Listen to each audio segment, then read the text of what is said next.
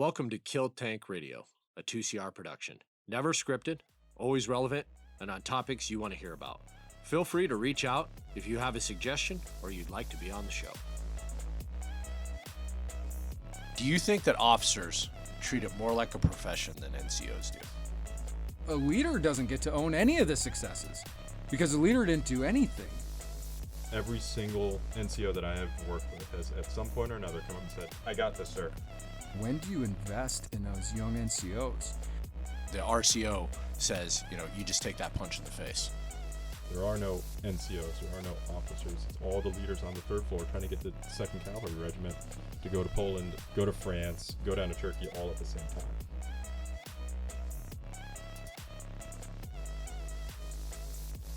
Hello, everybody. In today's podcast, we're going to be talking about officer-NCO relations. For this particular episode, I dug deep, bottom of the barrel, lowest of the lowest that I could possibly find. Of course, I'm being sarcastic. I'm completely joking. I'm probably talking to the 2 best field grades I've had the honor of working with in 22 years. I'll let them introduce themselves, but before we do, I want to give you an idea of what this is going to be about. Officers and NCOs work hand in hand in our Army. The relationship can be a good thing. It can be something that benefits all parties, and it can also be something that's development for everybody. Or it can be counterproductive, and it can be people working against each other and the officer versus NCO kind of mentality, and that's what we want to avoid. Now, before you tune out because you say, well, I'm a PFC and this doesn't apply to me, it does. It applies to everybody, because at some point you will work hand in hand and have a counterpart that is an officer, but even right now, there's something for you to provide and something for you to gain from the officer that is in your chain of command. So, I'm Command Sergeant Major Burke. In the studio today, I have 2 fine gentlemen. We will start with the Regimental XO. I'm Major Mike Hefti, the 2CR Regimental XO. Also spent time, did a year as the Squadron XO and then a year as the Squadron S3, 2nd Squadron, 2nd Cavalry Regiment. Did a year at MCCC as an instructor, a year at NTC as an OCT, have experience in ABCT, IBCT, and SBCT, doing my command time in IBCT. Deployments 1 to Iraq, 2 to Afghanistan, and then I guess you could count Poland as well up at the Enhanced Forward Presence. Hashtag professional warrior. You can find him on Instagram. Check. The man, the myth, the legend, who has a voice for radio, I might add. We've officially decided that, that his DJ career will be very, very successful after this. But I'll let him introduce himself and talk. I'll let the audience decide that on the voice. Major Ryan David, currently the Regimental Operations Officer. Spent time with the War Eagles, where I was the 3 in the XO. In my career, I've grown up in the light world with the 101st Range Regiment and then 10th Mountain Division. Gone over to Afghanistan twice and Iraq once, commanding with the 10th Mountain Division. Hashtag I run really, really, really, really, really, really, really far all the time. That's what I do. Yeah. I don't see what's wrong with that.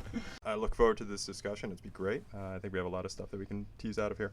To kind of get started, we need to get to the mentality where it's leader business. It's not officer business. It's not NCO business. It's leader business. One thing that Colonel Hof, the regimental commander, has done really well is he's made things leader business. There's a relationship, and with any relationship, that implies that this is a human endeavor. Warfare is a human endeavor, and we all have special areas and expertises that we bring to this, but in the end, it's people business, leader business, and a human thing that we all come together, and we're all driving towards something in the future. Let me, from the NCO perspective. Now, obviously, I've worked with a lot of officers throughout my career, but one of the best that I ever saw was actually Captain Chad Jenkins. He was my PL, and it was a deployment. I don't remember. It was the 2nd or 3rd deployment. I don't want to say we were subject matter experts, but as far as what the mission we were doing, we were pretty good at it as far as NCOs.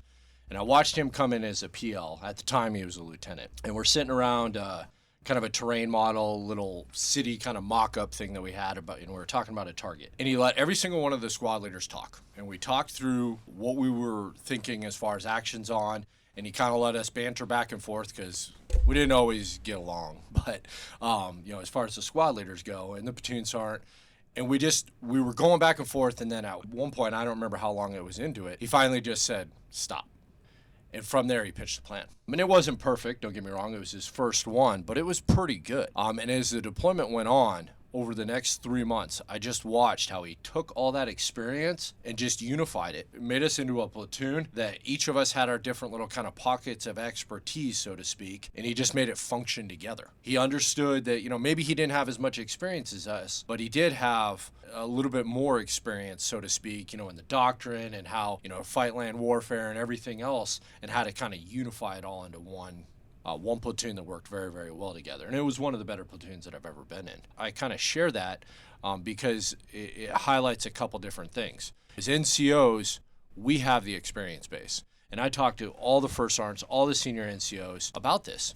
Even as a first sergeant, which can range from 12 to, we have some first sergeants that have 20 years of experience in the Army. And if you look at that entire time has probably been in the fight, some form or fashion. Maybe drill sergeant, but that even has its experiences too. They've done OCTs, they've done rotations, they've got combat deployments, but they're paired with a captain that has anywhere from 4 to maybe 6, maybe 7 years of experience. So there's a vast amount of difference. However, the experiences are different, and they still have to work together to make a cohesive team. And I think the key part of that is building trust. That I trust you, you trust me, and we also share the same common goal to make the platoon, the troop, or whatever size element we're talking about, we desire to make it the best we possibly can. The first one, Sergeant Major, that strikes out at me, I started thinking initially when you were talking about the squad leaders around the train board. Hopefully I don't keep bringing up this guy's name, but Jocko. He talks a lot about the ownership and that extreme ownership. And so already the fact that the squad leaders are around the train board taking the ownership of their plan. And then there's that fine balance like you talked about. At one point the captain jumps in and says, okay, well, I'm going to streamline this to bring it into a shared common goal mission that we have to accomplish. Because again, they're looking at a little bit broader picture across breadth, not maybe just a specific piece of the objective that they're trying to solve, and kind of brings all that together. The importance of letting people own that plan. Because if there's a 100% plan that captain would have made, that's just perfect, but there's not the ownership from the NCOs that had a piece of it, that 80% plan executed violently from that NCO level with all of that experience is I think, going to be a lot more successful. I'm going to jump on this part that you said, sir, ownership. And having NCOs that own the fight, their soldiers, all that and in between. How does that play into trust as far as the officer, being a PL coming in or being a troop commander coming in and seeing NCOs do that? How does that kind of validate their positions but help you do yours? Honestly, only because I'll be vulnerable here. It's okay. There's a room of trust. I mean, this is the trust tree right here. Trust tree, yeah, right? It's not going to be shared with anyone. No, if I was going to sum it up, it'd be humility. Okay. And I think humility plays a large part of that trust. You're a young officer. You're an old officer. It doesn't matter. You get put into a position in command or as a platoon leader, as a field grade, real or perceived, that somehow you're going to have all the answers. And that every time, even as a senior NCO like yourself, you start to feel like every time you go up to the next position, well, now I got to have all the answers because they're looking up to higher headquarters. Yeah, okay. There's this fear, I think, that a leader can have where you show up to something, and if you don't demonstrate that assertive, I have all the answers, and if I somehow turn it over to you, that shows maybe I don't have the competence to do the job. I think it's a weird paradox. It's the exact opposite. I'm gaining trust when I give you that ownership, and I acknowledge I don't have the answers. You are the subject matter expert in that area. But I think humility can stand in the way of that. In the way of that trust, yeah. I see Major David over here kind of. Absolutely. I mean, who knows? I go back to my first experience with Sergeant First Class Eric Jones, Staff Sergeant Molds, Marcelino, and Rodrigue. Very similar to the experience that you had. It was very much a partnership, creating shared understanding, and Sergeant Molds generally owned the movement plan. How to formulate that, be the lead squad, because that's what he was good at. Rodrigue, weapons squad leader, one of the best weapons squad leaders I have seen. That's because you didn't know me when I was a weapons squad leader. Yeah. Fair. But that was his bread and butter. That's what he knew. And he could talk and build and develop that plan, shared understanding across the platoon and then eventually the company, and he could execute it. And that built trust amongst the platoons, amongst the troops, but they all understood it, and it had shared buy-in and understanding, and everyone could execute, and everyone was comfortable. And it was very much my responsibility was to synchronize that, and they understood their individual pieces. And they knew that as well, that if they made a mistake, it was my plan, and I underwrote their mistake because they made it honestly. And they all felt part of a team. And I think that's something that you need to foster. The humility absolutely goes into that, that if it's my plan and I develop the plan and say you're going to execute, there is no shared understanding. There is no buy-in. There's no desire to prove my worth because it's just going to be directed and I'm going to be told what to do. Whereas I can voice my concerns as soon as we walk out the door. It's the plan. We all understand it. We all know what we're doing. Shared buy-in and shared understanding, and the humility aspect, absolutely. You know, that ownership piece that you're talking about right there, and I'm not going to be like Major Hefti and quote Jocko. Ah, crap. I just quoted Jocko. No, but that ownership piece is huge. It plays both ways, okay? As a leader, where you allow them to own the plan, or whatever you're doing. It could be a training task too, or it could be a training range or anything else. The other key part of that is the officers that stand out in my mind, they also owned the failures. I've seen PLs. I've seen a lot higher than PLs, but I won't dig into that, where something didn't go right, and what do they instantly do? They say, yeah, those, my squad leaders, they just, they weren't listening to me on the radio, or they weren't doing this, or they weren't doing that. I've seen a wide array of officers do that throughout their career. But then I've also seen the latter, too, that say, yep, sir, Roger, sir, I will work on that, sir. I will do better, sir, Roger, sir. It just owns it. The RCO says, you just take that punch in the face. It's yours. It's yours to own, and you own it. Now, granted, the conversation that you have behind closed doors is a little bit different with the NCOs and the leaders within the platoon, but I think that's another important part too. And then from the NCO's perspective, they have to own it as well.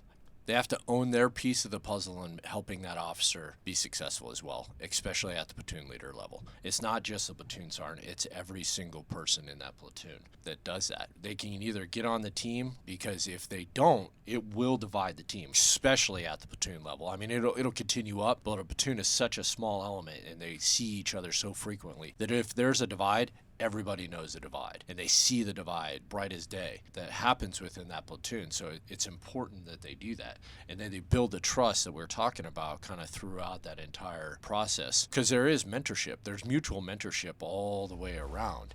And what I've told many of first sergeant, and quite frankly platoon sergeants as well, what you have to understand is that the chances that lieutenant will become a troop commander or a company commander someday is very, very likely. Did you help him become a good PL in the process, so that when he's a troop company commander, he knows how to train PLs. He knows how to mentor PLs, and that's an important piece of that. You just hit on something. You started making me think of Simon Sinek, Sergeant Major. Okay. We've had this conversation, I think, in one of our... Another popular person that we talk about on this podcast. Yes. We're going to have to start paying royalties. Sorry. He talks about going to CEOs and saying, hey, so what do you exist for? And the CEO turns around and he's like, well, let's take care of the customer. And, of course, Simon Sinek's response is, when's the last time you saw a customer? You haven't, because you're dealing with managers, et cetera.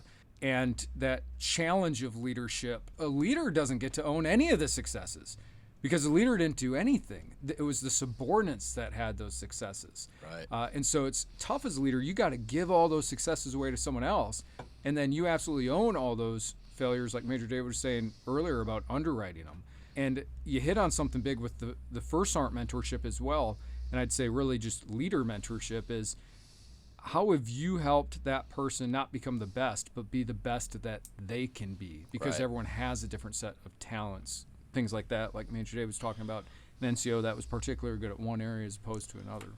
Well, and I think, as a first sergeant, you have a little bit more experience. As a platoon sergeant, I had 4 platoon leaders. I also had the honor of teaching ROTC up at University of Washington, Seattle.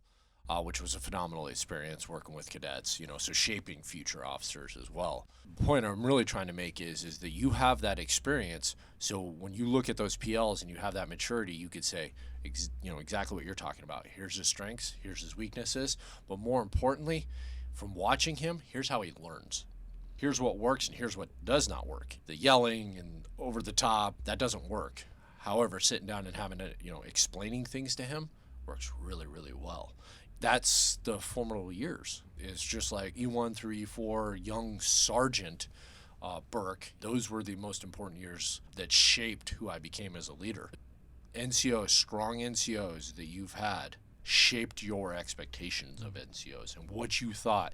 And your first platoon sergeant, or your first sergeant, you compared them to those NCOs, those strong NCOs you had throughout your life.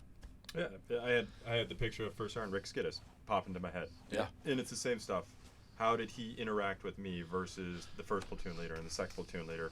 But I look at him and how he interacted with me versus the other folks is markedly different.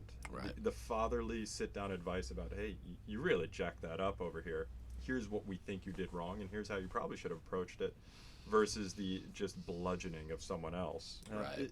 It pays dividends, and then taking that and understanding your subordinates, how to influence those squad leaders or the staff officers that we have right now. There are some people that respond to very direct leadership, and there's others that just respond very much to, let's go have a conversation, and interacting with those people, finding the ways to push their buttons to get things done is absolutely important. That's something that I learned from those NCOs growing up.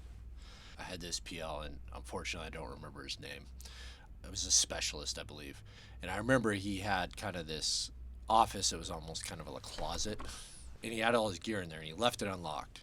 All the privates and some of the team leaders, they went in there and they messed with all this stuff. And I'll never forget his RTO. Aaron Dwarf was the guy's name. When the PL showed up in the morning, Aaron was kind of loitering around the area. He's like, hey, sir, I'm going to help you score away your kit this morning.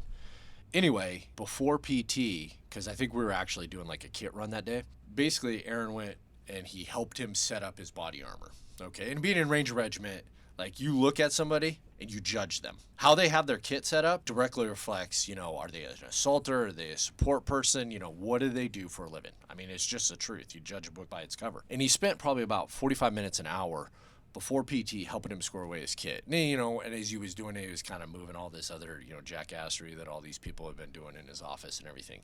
And I just remember thinking, like, success. Helping this PL succeed instead of, demeaning him or kind of being unprofessional. Instead, he took the time out to make sure that when he stepped in front of the platoon and we went out and did platoon PT that morning, that, he looked the part. Now, it's always stuck with me. It's always been something I've thought of. I don't know. You don't know what you don't know. Right, yeah, absolutely. I see this, sometimes we'll get a younger NCO on staff or a younger officer on staff, and they'll ask questions. And sometimes you'll see other people that maybe are a little bit more senior, have been around for a second within the staff that kind of act like, how do you not know that? Yeah, right. I think, there's three kind of different categories that I'd really like to kind of focus on us on.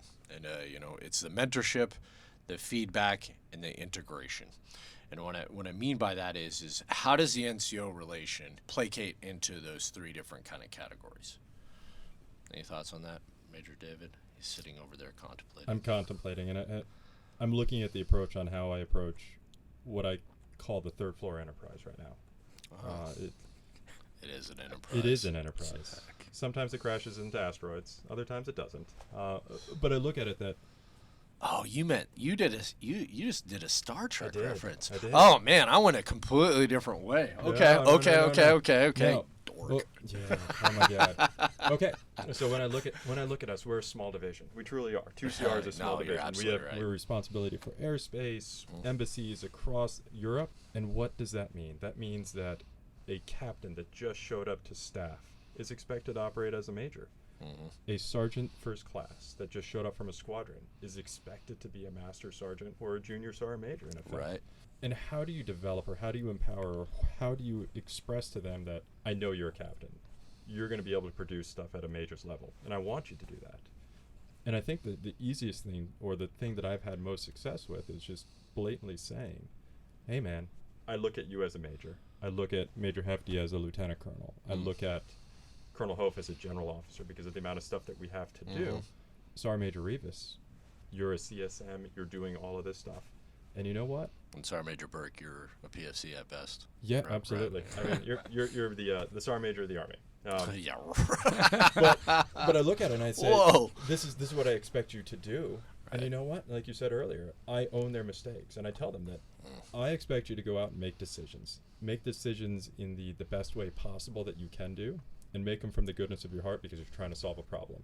And you know what? If you make the right decision, great. We're all swimming in the right direction. If you make the wrong decision, I will own it. I will absolutely own it because I'm a major and I can survive more heat rounds to the chest than you can as a captain. Right. Absolutely can. And you know what? Sometimes they make the wrong decisions. But they made a decision. But they made a decision. Yeah. And the organization is still going in some direction. Hopefully it's in the right direction.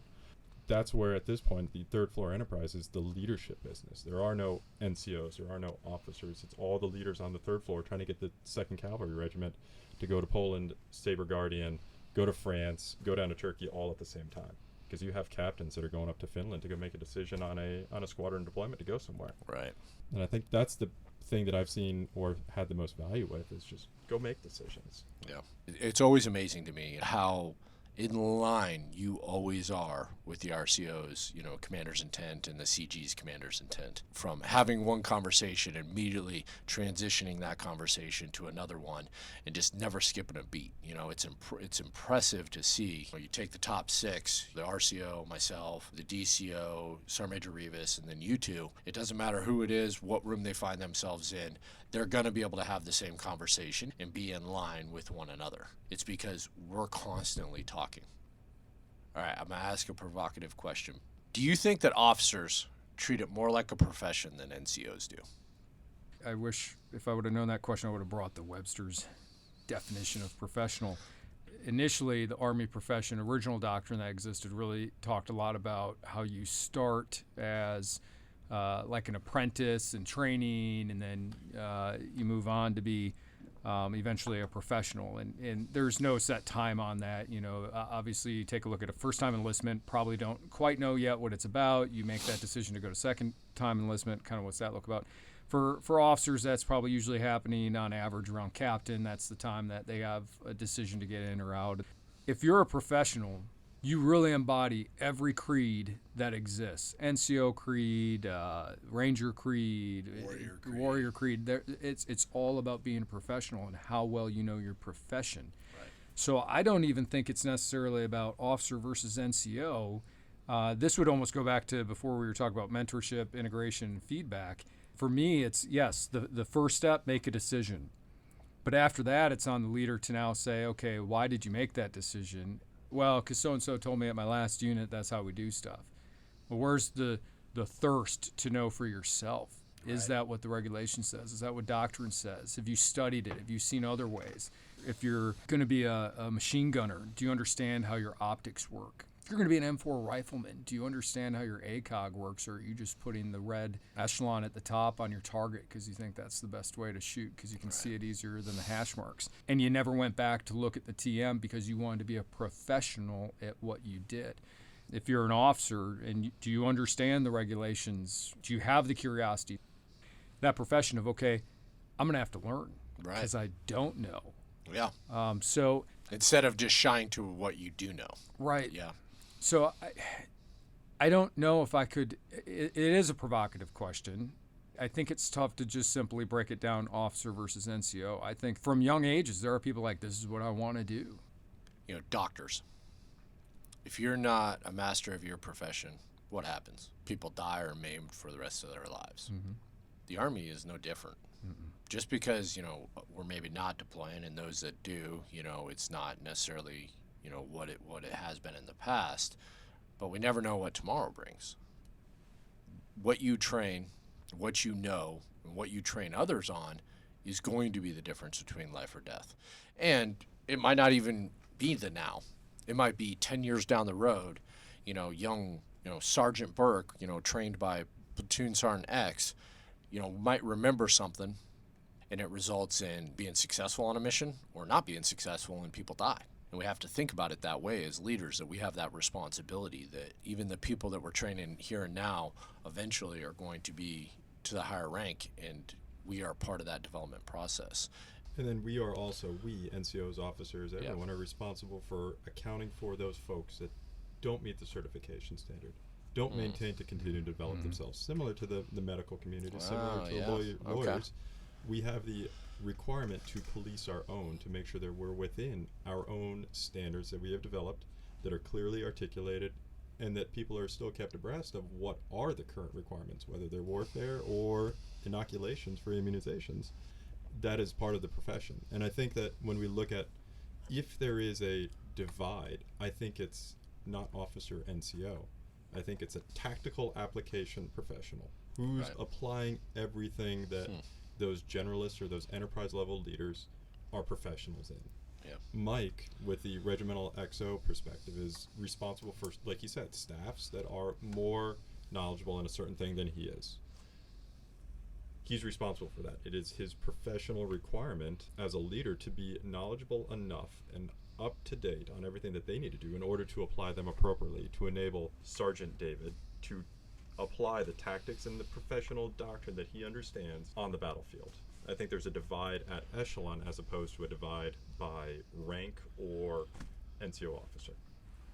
If I could jump in, and hopefully this doesn't sidetrack it too much. Absolutely not. We're talking here about leadership and where and when you become a profession, and then when do you invest in those young NCOs? We have these expectations. The most important person to me, I think, in the entire Army is the alpha team leader.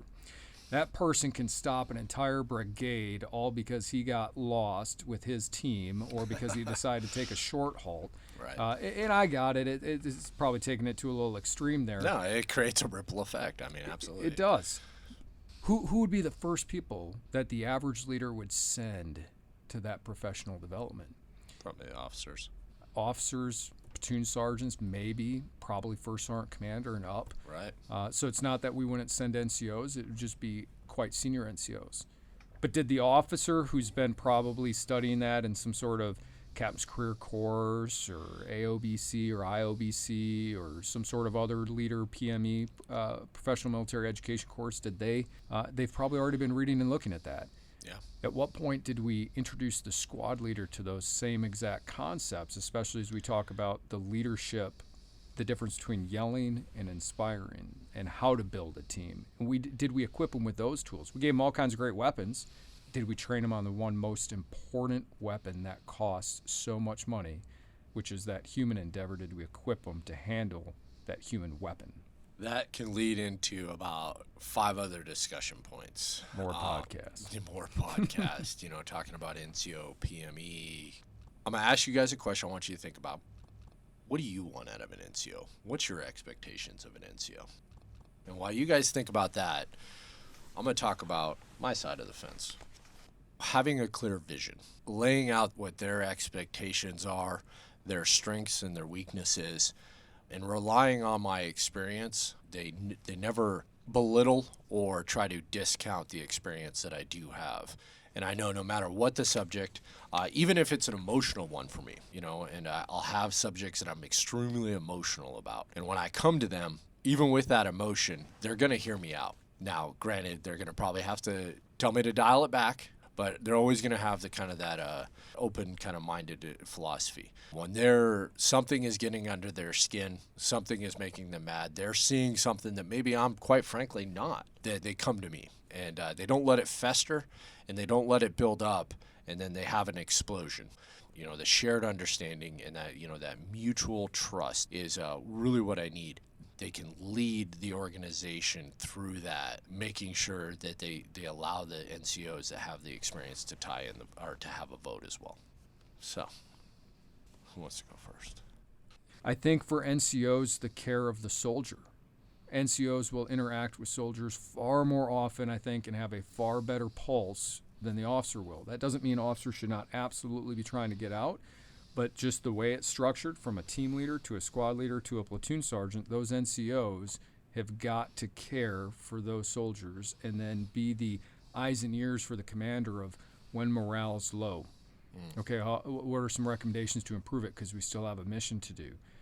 Some words that I won't forget is what you hear the RCO say all the time. Command Sergeant Major Burke and I, and then whatever it was. Whether you signed up for it or not. Yeah, right, yeah. But it is that first step that it is a command team, and those two own all of the bad that's going to happen based on those decisions. I think the other thing is looking for out of an NCO is to play off each other's strengths. The commander may be a soft-spoken intellectual who approaches problem sets differently. And the first sergeant may be the more motivational public speaker with a loud enough voice to inspire the soldiers. Right. It could also be completely opposite, where the first sergeant, based on his strengths and experiences and jobs he's come from, is phenomenal at administrative work and tracking NCOs and managing the orderly room and maybe even supply and maintenance. And that officer is really good at expressing publicly a vision, but not so good with the administrative things. And so I think it goes back to that team concept, playing off each other's strengths, and then using that instead of pinning yourself into a role of, well, I'm an officer, this is officer business, and I'm an NCO, and this is NCO business. And then, just so I don't go on too long, probably the last one is just executing the right thing. That lieutenant might know it and be able to recite it off doctrine, but has he ever executed it? Right. And if that NCO is not enforcing that officer to do the right thing, and so if that young lieutenant who's setting up an M4 range is like, yeah, that's good, we just have to get this done, and that NCO is not being like, sir, that's not the standard. Yeah. Like, we need to execute it like this. So looking for that honest feedback and saying, no, this is the way we got to do it. No, that's good. It's really good. I wrote 4 things down. Okay, go ahead. 3 of them already been covered. You covered most of them. Mike got one of them. The team. It's absolutely a team. It sets the face of the organization. At Echelon, it's absolutely a team. A sergeant major, a commander, a major, their ops sergeant major, first sergeant, commander, whatever it is, it's a team. Those 2 will offset strengths and weaknesses, just like you said. A partnership and a sounding board. You have markedly different experiences than I do. I will never have your experiences. Mm-hmm. You will never have my experiences. But together, that is a holistic view of what should occur in an organization or what should not occur in an organization. And I think those 2 play in very nicely. And then the last thing I would say is covering of blind spots.